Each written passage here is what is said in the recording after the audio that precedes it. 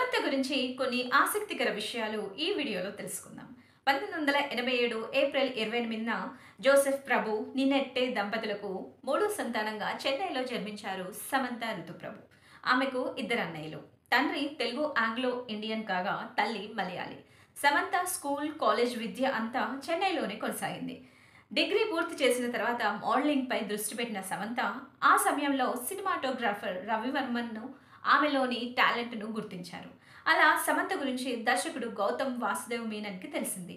ఏం మాయ చేసావే చిత్రం ద్వారా తొలిసారి సమంతకు హీరోయిన్గా అవకాశం ఇచ్చారు. ఈ సినిమా సూపర్ హిట్ అవడంతో ఒక్కసారిగా సమంత పేరు ఇండస్ట్రీలో మారుమోగిపోయింది. నాగ చైతన్య, మహేష్, పవన్ కళ్యాణ్, ఎన్టీఆర్, అల్లు అర్జున్, రామ్ చరణ్, నితిన్, నాని, విజయ్ దేవరకొండ వంటి హీరోలతో నటించి ఘన విజయాలు అందుకుంది. తమిళ్లో విజయ్, విక్రమ్, సూర్య వంటి హీరోలతో కలిసి నటించింది. అయితే 2010లో నాగ చైతన్య, సమంత ప్రేమలో పడ్డారు.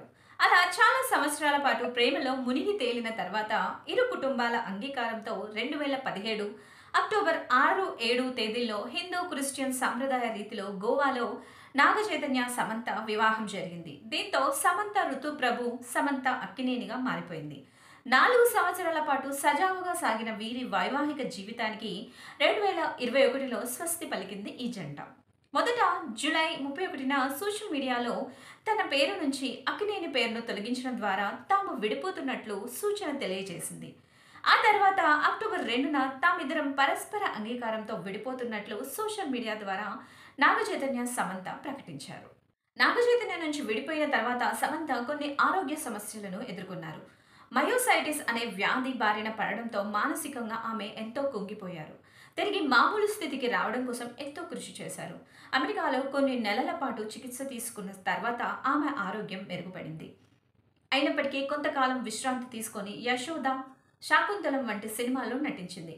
ఇప్పుడు నిర్మాతగా మారి శుభం పేరుతో ఓ చిత్రాన్ని నిర్మిస్తోంది.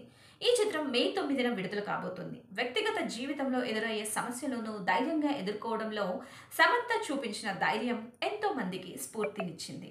ఇదండి సమంత కహాని. మరో ఇంట్రెస్టింగ్ స్టోరీతో మళ్ళీ కలుద్దాం. చిన్న రిక్వెస్ట్, ఈ వీడియో కనుక మీకు నచ్చినట్లయితే లైక్ చేసి సబ్స్క్రైబ్ చేసుకోండి.